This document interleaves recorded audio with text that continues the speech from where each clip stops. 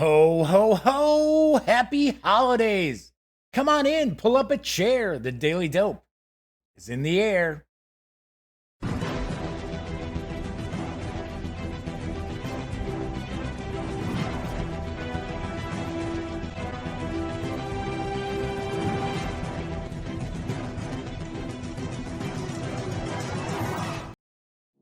Howdy, howdy, howdy, gang. Yes, I'm Jeff McAleer, back once again as your host here at The Daily Dope, presented by thegaminggang.com, which I happen to be the Grand Poobah. So welcome aboard. Yes, I'm wearing my Santa hat once again. I will be wearing my Santa Claus hat through the rest of the week and on Monday's show as well. Welcome aboard. Glad to see folks popping in already into chat. If this is the first time you've strolled on by to check out the show, keep in mind, very, very casual. We just pretty much discuss the latest tabletop gaming news. Once in a while, we might get into a bit of, pop culture, which I'll actually talk about something I ran across earlier today, but that'll be later in the show. Anyway, but very, very casual. So, do want to welcome everybody aboard. It is Tuesday night. It is December 17th, and this is episode 412 of The Daily Dope. Because this is a live stream, chat is available. It's not on screen. It's one of the ways that I keep some of the more unusual commenters at bay, but I do pay attention to chat. So, if you'd like to say howdy, by all means, please do. If you got a question or comment, chime in. I will respond. Of course, if you like the video, please give it a quick thumbs up. Subscribe to the channel. If you do, don't forget, ring that little bell, because not only will it notify you when this stream goes live within about a minute or so, it'll also tell you when I upload my standalone videos, such as Escape from Hades, from Hollandspiel, that I uploaded the first look unboxing video of last night. Is a new solitaire science fiction war game from a friend of mine, Fred Manso, and it's actually developed by another friend of mine, Herman Lutman. So check it out. Looks like it's gonna be fun. So I will have a review of that probably in a couple of weeks or so. And of course, when you are not watching videos on the Gaming Gang channel, be sure to visit thegaminggang.com for all the latest in gaming news, reviews, comics, movies, TV. You know the drill. Get your geek on at thegaminggang.com. Be sure to tell a friend or two. So tonight we've got Dan from No Enemies here. William McGinnis is in chat. The Madman is back. Good to see the Madman. We've got Jeff Moore as well as Beat Cafe in chat. So cool deal. We're already off and running. So I'm going to jump right into the news. I mentioned on yesterday's show, some folks were kind of like, sometimes you carry on for about 10 minutes before you jump into the news. Yeah, well, I'm just pontificating. What can I tell you? So what I will do is I will kind of keep those to the end of the show. And then I'll jump into the news first of all, because we've got quite a bit of news today. First up, currently up for crowdfunding on Kickstarter for Orange Nebula is the science fiction board game Unsettled. Here's the dope. Lost amidst the surreal and bizarre unknowns of the far reaches of the cosmos, your crew of explorers must pull together to discover the resources necessary to survive the long journey home. Unsettled is a 2 to 4 player cooperative survival adventure set in the wondrous and unnerving fringes of uncharted space. Expeditions take 60 to 90 minutes. There are no enemies and no combat, only an environment where every step, breath, and particle around you could mean immediate, terrifying death. In these incredible conditions, you must complete a series of tasks necessary to your continued survival. Perhaps the water reclamation system on the ship needs repair, or, as usual, food supplies are running low. Before you lies a strange alien landscape. It's up to you to complete these tasks using whatever you find out there. Each time, each time you play, you'll have a different combination of survival tasks to complete, and the things you discover and their weird properties will be different as well. So while you always start out knowing what problems you need to solve, you have no idea how you're going to use the world before you do so, or what the world is going to do for you while you try. As you explore the environment, encountering wild and unique opportunities along the way, you will work closely with the rest of the crew to achieve your goal of continued existence. The only thing you can be sure of is each other. Lose that, and you'll lose all hope for survival. There is a Kickstarter video. It's a little over 2 minutes. So let's kick back and give it a watch. Violently ripped through a wormhole, their ship damaged, and most of their crewmates dead, a battered band of explorers finds themselves stranded in the unnerving fringes of the universe. They've crash-landed on an unknown planet and have managed to become infected with parasitic spore-based life forms. All that matters now is getting everyone back to the lab for a deep delousing.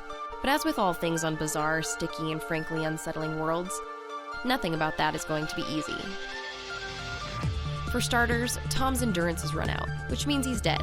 Well, not dead, but very, very unconscious. Furthermore, the team's trust is low, which means many of their personalities are manifesting poorly. But if they don't pull together, this parasite could knock them out for good. Unlike the others, however, Teresa gets a spike of clarity and purpose when trust is low, and with this, extra focus. She decides to channel that into energy, which she uses to carry Tom, still unconscious, to the laboratory. That was easy. Not so fast. Unfortunately, the lab was constructed next to an incandescent slime river. Wait, are you serious? And it's causing hallucinations. You gotta be... Are there rainbows coming out of your face? Although Teresa no longer has any awareness, I love you, Oatmeal Dragon. She has just enough lucidity to use her wonder to unearth some raw materials, which she shares with Mark across planet through the suit's phantom mass network.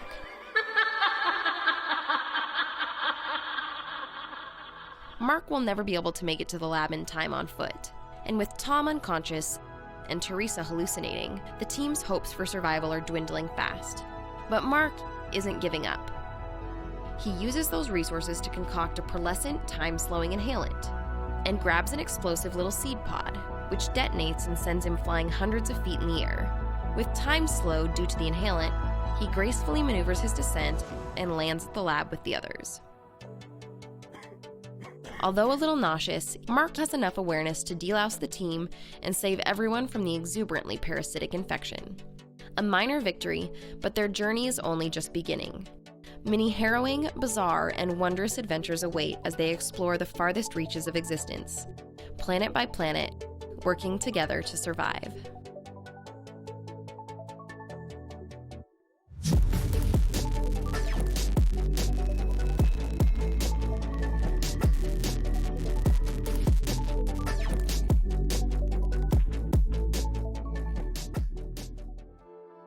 Unsettled is for 2 to 4 players, plays in around 60 to 90 minutes. Do not have an age range. I'm going to take a guess. We're probably looking at about 13 and up. This project is over 650% funded already. You can reserve a copy of the core game as well as unlock stretch goals for an $89 pledge through January 8th. And expected delivery is October of next year. This does look pretty interesting. I gotta be honest though, that video, I mean, the video's okay, but I noticed there are more and more companies out there who are doing Kickstarter videos where they're just trying to be funny and kind of odd, and you don't really get a great feel for exactly what is this game that they're looking to fund.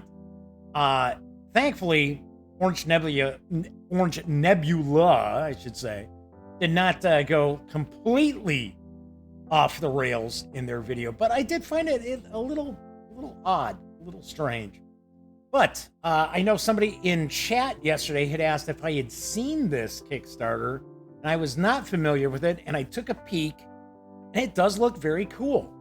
By all means, I would recommend, if you have any kind of inkling or interest in learning more about this, go and check out the Kickstarter, because there is loads and loads more information and images that really do give you a better feel for how the game plays, what the game is all about, as opposed to that video. All right, so Kabuki Kid is also in chat. Good deal. So Dan is off on another mushroom tangent. I don't know what it is with Dan and mushrooms. I don't know. This is not the first time he's mentioned mushrooms. In fact, he was mentioning mushrooms yesterday as well. So, anyway. Alrighty, moving right along. If you happen to play Warhammer Age of Sigmar from Games Workshop, you'll want to know that there are new updates to the game system. They are now live, and I've got the dope.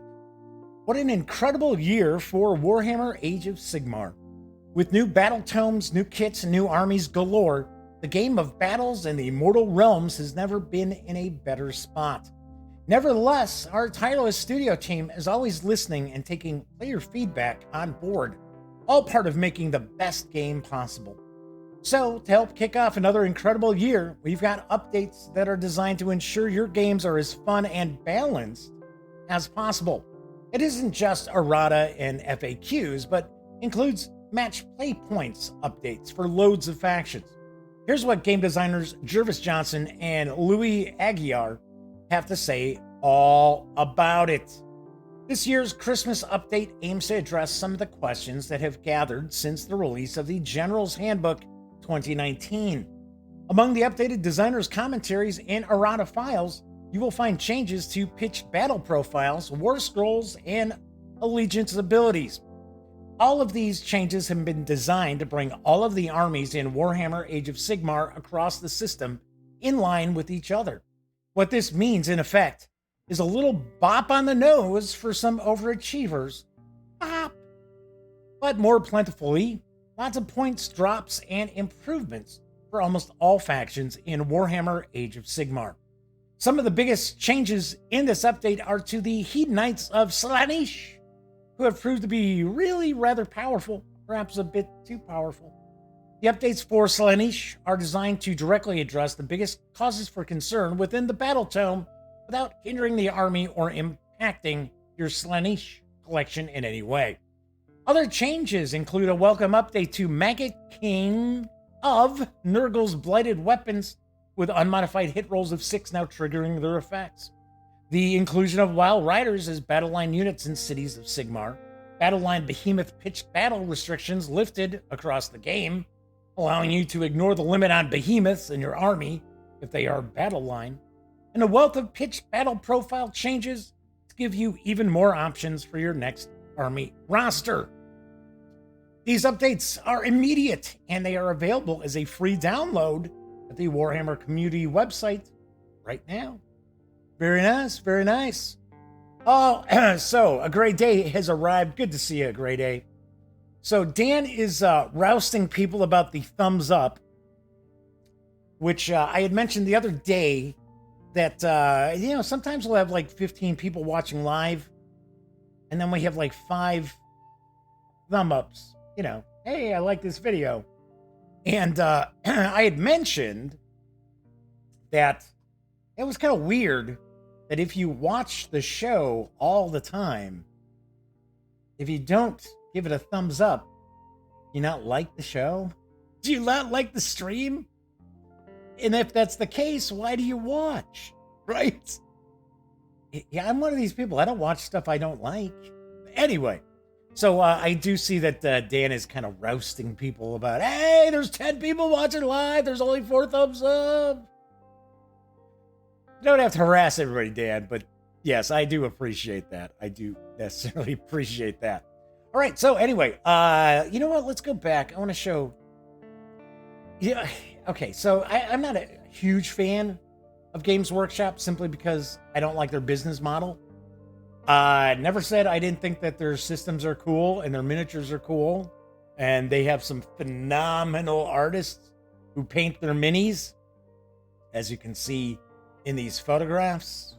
That's why I was like, yeah, I'll share this news piece. Why not? All right. So Dan chased people away. So we were at 10 people watching live, and now Dan has chased 4 people off, I guess. I don't know. I don't pay attention to how many people are in chat.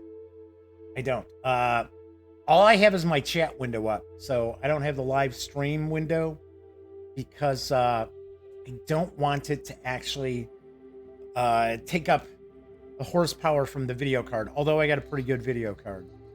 But just in case. All right, moving right along. Big news piece today, if you are a fan of Vampire the Masquerade, because Modiphius Entertainment has revealed that pre-orders are now open for their first Vampire the Masquerade adventure supplement. They call them Chronicles. Here's the dope on Fall of London. Modiphius Entertainment is excited to announce the Fall of London Chronicle for Vampire the Masquerade 5th edition, and it will launch in March 2020, with pre-orders available now at modiphius.net. I use modiphius.com because there's more website there. I don't like sending people directly to a store. But customers who pre-order Fall of London will receive an advanced copy of the book in PDF as soon as they pre-order their hardcover copy. Retailers will be able to request PDF codes directly from Modiphius for their customers' pre-ordered copies. Fall of London is the first chronicle from Modiphius Entertainment for Vampire the Masquerade 5th edition. It is a 260-page hardback book developed by Matthew Dawkins, Vampire the Masquerade 5e, Camarilla, and Anarch, and Steffi Devon, Beckett's Jihad Diary, Anarch, 1,000 Years of Night, with writers Andrew Peregrine, Doctor Who, Victoriana, V20, Star Trek Adventures, and Hilary Sklar.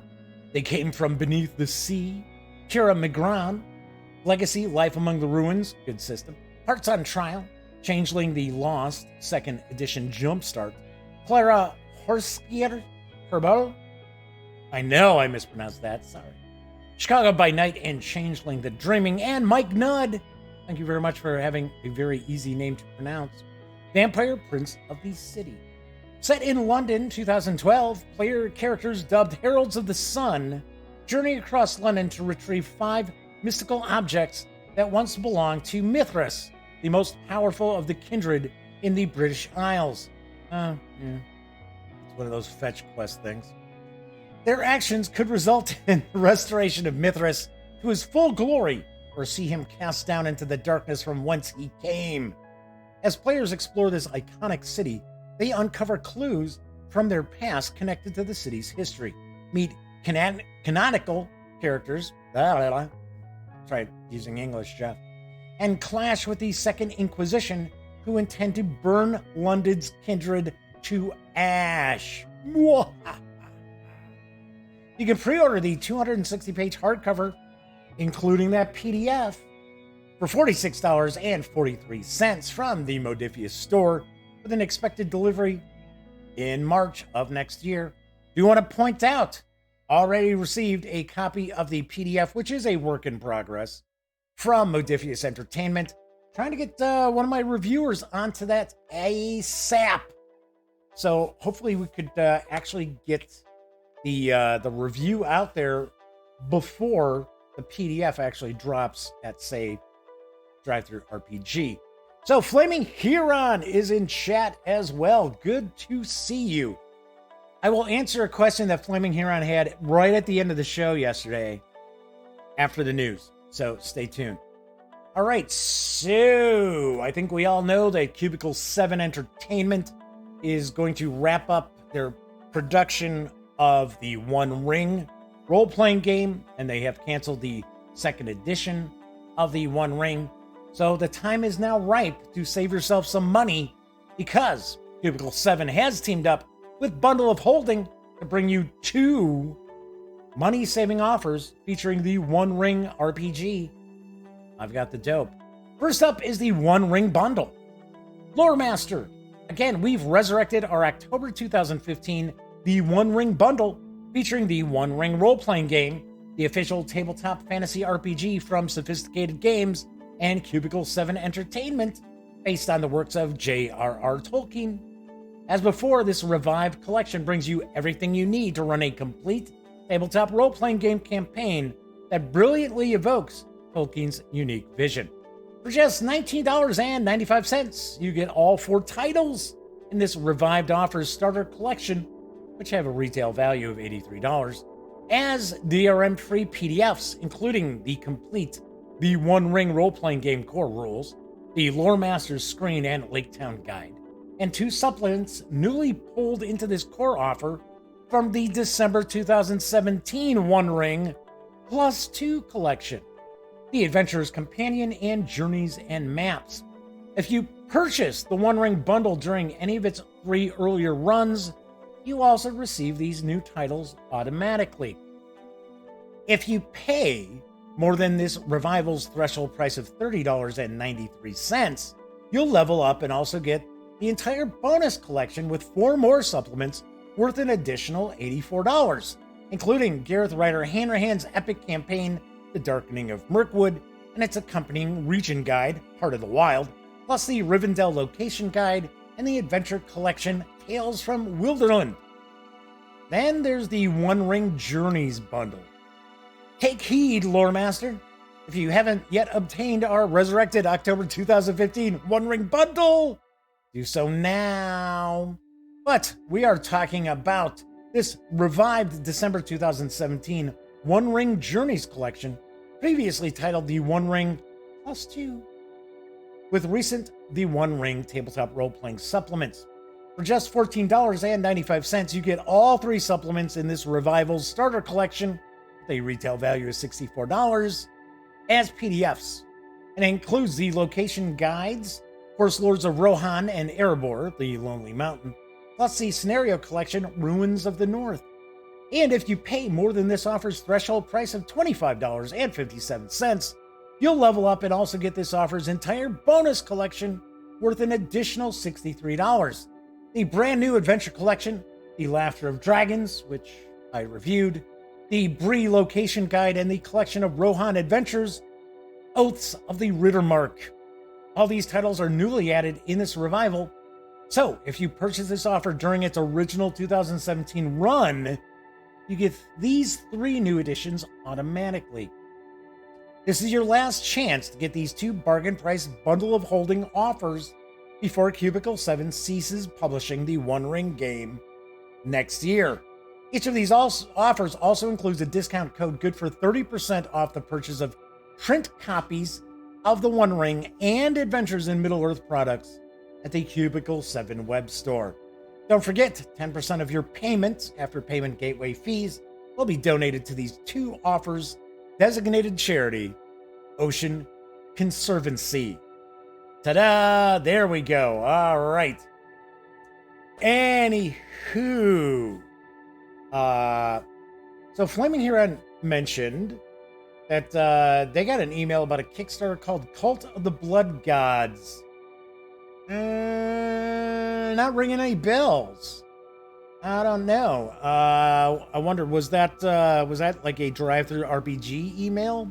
Because I do notice that they're sending more Kickstarter emails through drive-through RPG.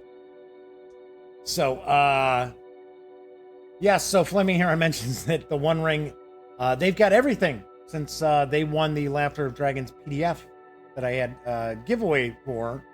So anyway, so effectively for about $57, let's double check this real quick. So we're looking at 25.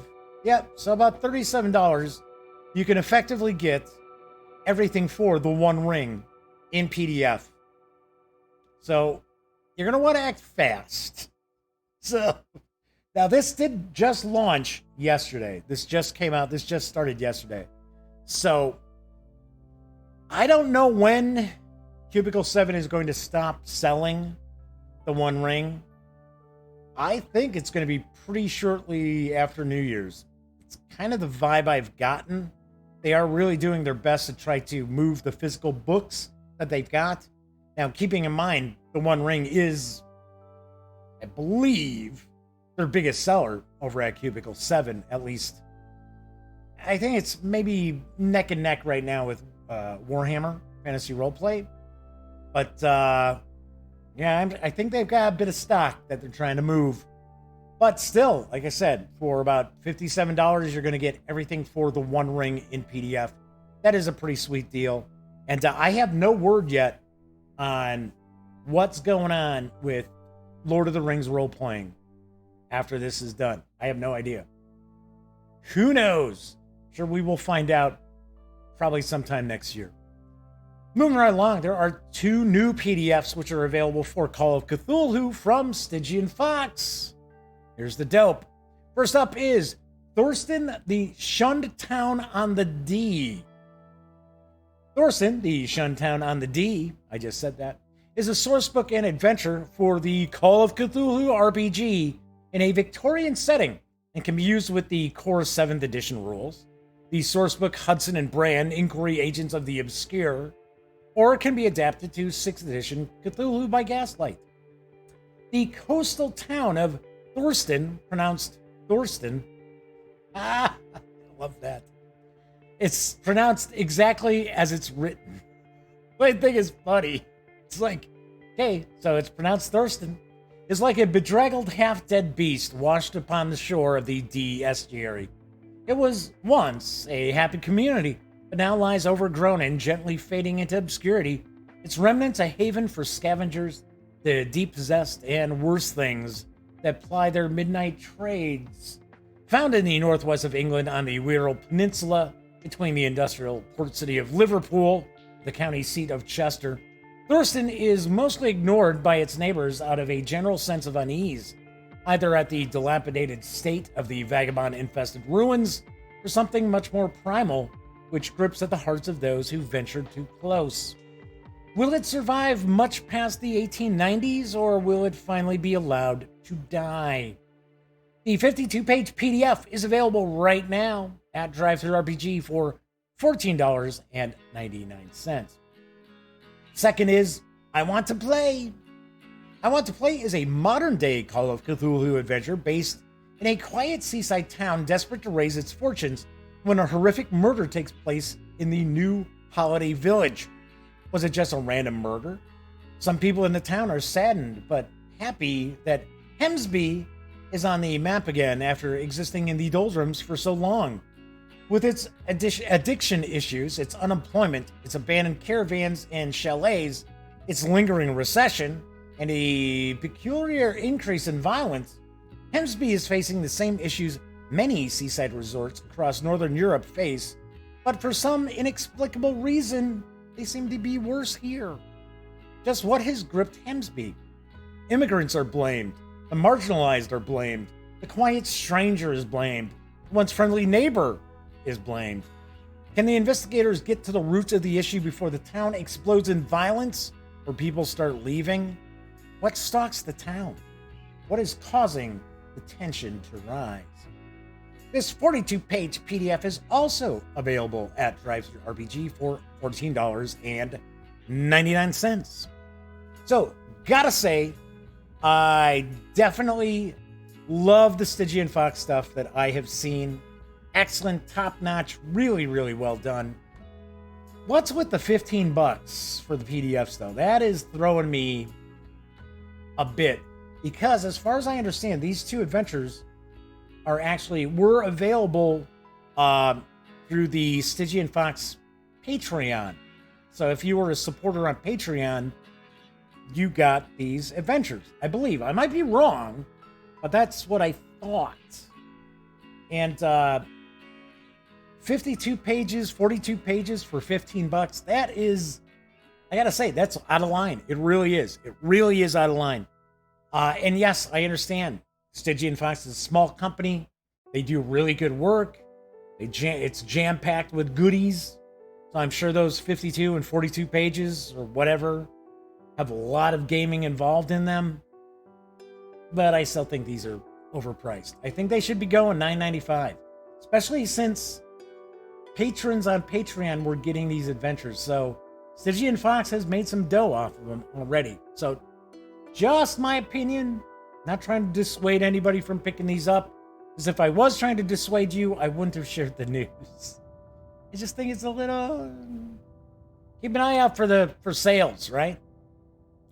So my final news piece is about an interesting old school Renaissance style game of urban occult adventure. It is also available in PDF. It's from Dying Stylishly Games. And here's the dope on Esoteric Enterprises. Picture the adventuring party of most old school games. A band of thugs, occultists, criminals, weirdos, and outcasts who, rather than settle into normal society, risk everything exploring the dark, dangerous places of the world. Perhaps they'll become rich and powerful. Perhaps they'll die unceremoniously. Keep this same adventuring party and picture their equivalent in the modern day. A world with police, the internet, chain stores. The same band of thugs, occultists, criminals, weirdos, and outcasts drift into the underworlds of organized crime and the esoteric. This, then, is the premise of Esoteric Enterprises. The occult exists in a dangerous black market where organized criminals traffic in magical grimoires and relics alongside narcotics and weapons. Hidden from the public eye, various gangs, cults, and covens struggle for influence and resources in the dark tunnels beneath every city. And beneath that, stranger things lurk. Inhuman creatures turn their cold gaze on the mortals who intrude on their subterranean realm. Welcome to the occult underworld. This book details all the rules you'll need to play games as an occult or a criminal gang in the Undercity. They're based on the standard framework seen in most old school games, adapted to work in a modern day urban fantasy setting. This 247-page PDF is available at DriveThruRPG for $12. Pretty sweet deal. I am sharing some interior pages of that PDF as well. So this looks pretty interesting. Once again, this is another PDF that I am going to assign to one of my correspondents to hopefully do a review of. So very, very cool. Definitely like the look of this. Plus, I know I don't want to harp on things, but just think. So here's a 247-page PDF for $12. And it's got a lot of artwork, it looks like, right? Compare that to Stygian Fox. $15 for 52 pages. That's what I'm saying. This Stygian Fox's pricing is just out of whack. All right, so that is it for tonight's news. Was talking about DriveThruRPG, and of course, whenever I mention DriveThruRPG, let me remind you that the Gaming Gang, thus the Daily Dope, is affiliated with the One Bookshelf sites. So if you are going to go visit, say, DriveThruRPG, please stop by thegaminggang.com first, click on one of our banner ads. That way, if you happen to make a purchase over at DriveThruRPG or DM's Guild or Wargame Vault, I get a small portion of that sale, and that helps keep the Gaming Gang website around on a monthly basis. So, Jeff Moore says he thinks that the One Ring will go to FFG. I don't know. I don't know about that. I don't know if Fantasy Flight Games is gonna do that. I just don't know. I know people are like, yeah, well, hopefully not. But I don't know. I assume that this is basically, I don't know the inside dope. I will find out the inside dope when I talk to Dominic McDowell over the summer at probably either, well, he doesn't go to Origins. I'll see him at Gen Con. I'm sure I'll find out, but I'm sure it will be something that I can't really share with anybody. He'll probably be off the record. I just have I have the impression that the company that actually owns the rights to the Tolkien role-playing releases wanted more money. They probably wanted a bigger cut. That is probably what I'm thinking. Yes, Jeff. No, they wouldn't be getting the One Ring because the One Ring is dead. That's yeah. I wasn't implying that they're going to do the One Ring. That's done. They're not. Do not see that happening. That it's going to go off someone else. All right. So the Madman just emptied their drive-through wish list. Yes, I knew that was coming. About a dozen items. That's cool. Very cool.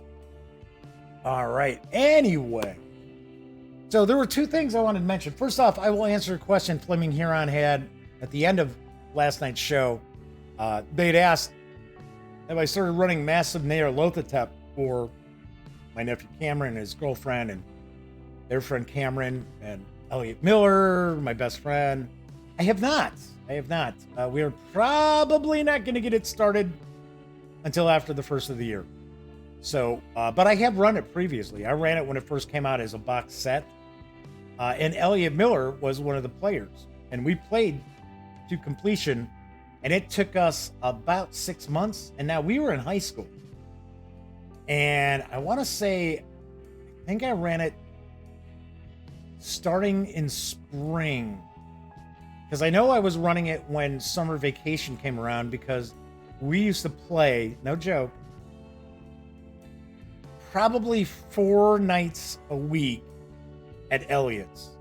And I would say, I think we probably played games over at Elliot's about 5 nights out of every week.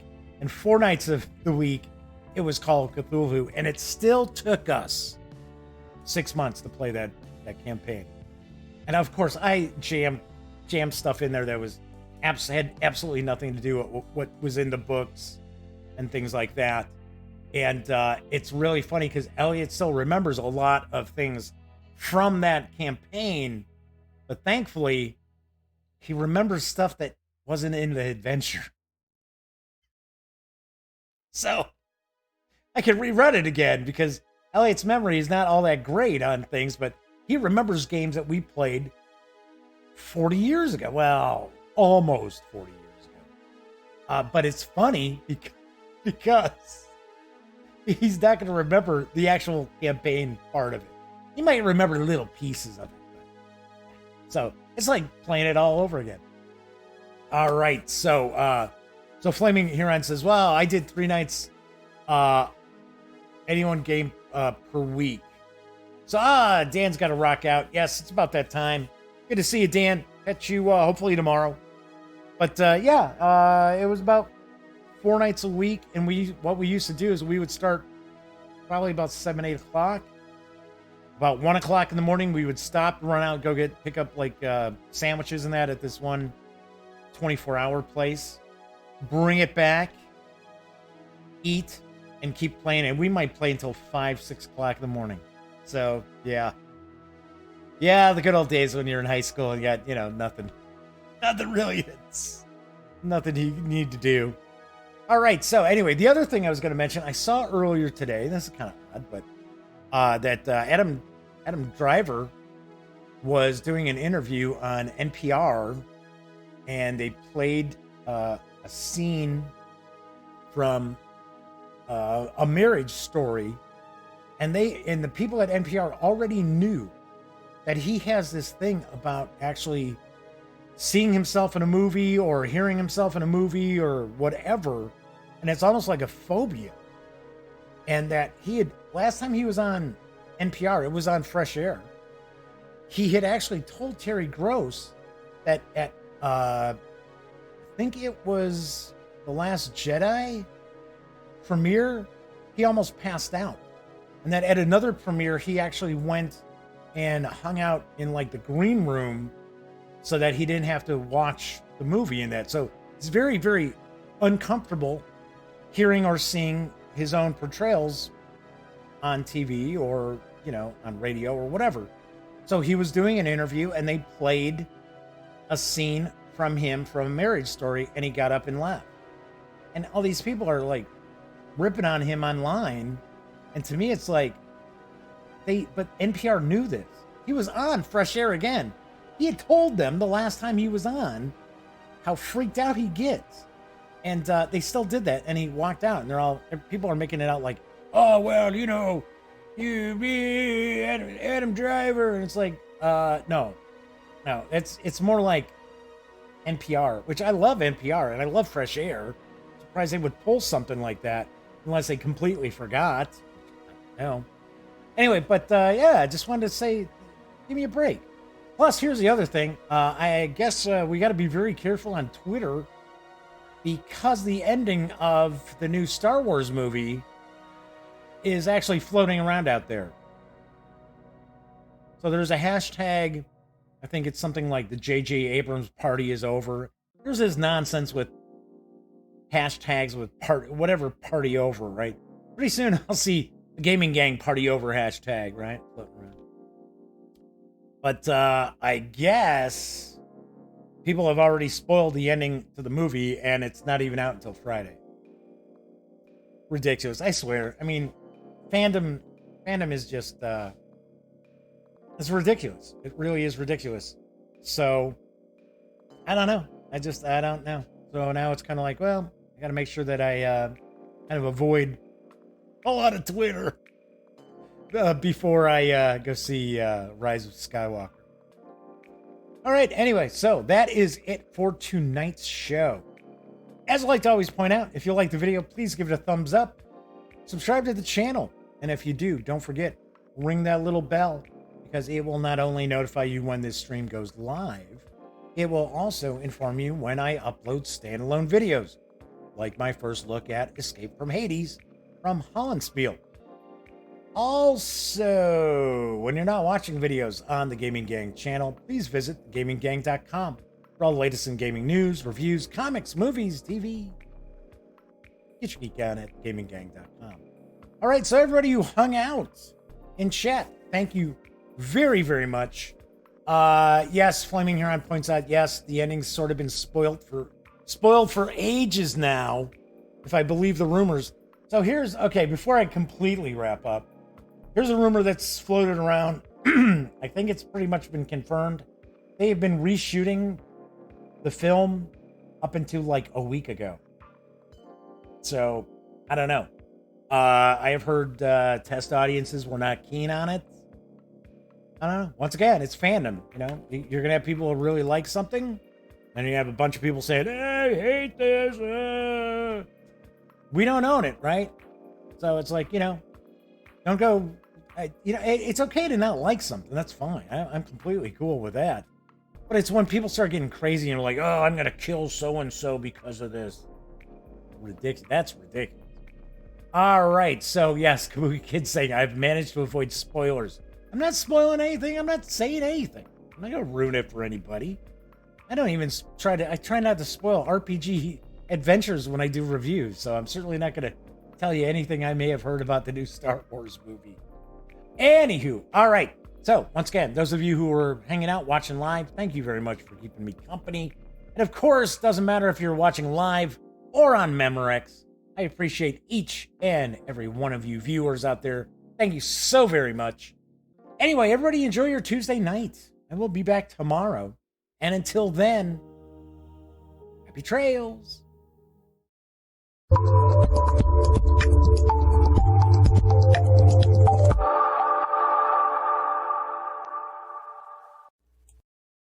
Zoobity-bitty-bitty-boo-boo. Zoobity-bitty-bitty-boo. Zabba-dabba-dabba-dabba-bum. Zib-it. Whoa, hey. I didn't realize that you were still here. Well, if that's the case, then allow me to share the following information with you that I only have 20 seconds to do. So let's all take a deep breath. So if you would like to subscribe to the Gaming Gang channel, please click right here.